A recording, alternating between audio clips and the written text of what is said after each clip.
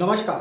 व्हिडिओचा thumbnail तुम्ही पाहिलाच असेल की ज्या घरामध्ये विधवा महिला असेल, तुमच्या आजूबाजूला जर विधवा महिला असेल तर त्यांना विधवा पेन्शन योजना ही राज्य सरकार आणि केंद्र सरकारने सुरू केली आहे. मग आता यासाठी अर्ज कसा करायचा, यासाठी कोणकोणती कागदपत्र लागतील, यासाठी पात्रता काय असणार आहे हे पाहण्याआधी तुम्ही आपल्या इंस्टाग्राम पेजला फॉलो जर केलं नसेल तर फॉलो करून घ्या आणि आपल्या युट्यूब चॅनलला सबस्क्राईब करून बाजूला असलेल्या बेल आयकॉनला नक्कीच प्रेस करून ठेवा.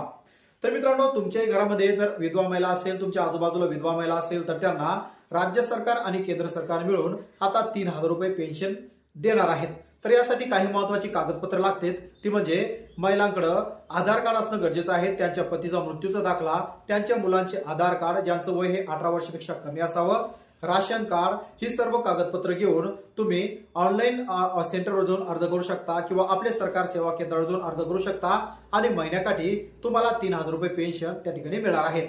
अशाच प्रकारचे कामाचे व्हिडिओ भेटत राहण्यासाठी आपल्या चॅनलला सबस्क्राईब, इंस्टाग्राम पेजला नक्कीच फॉलो करून ठेवा.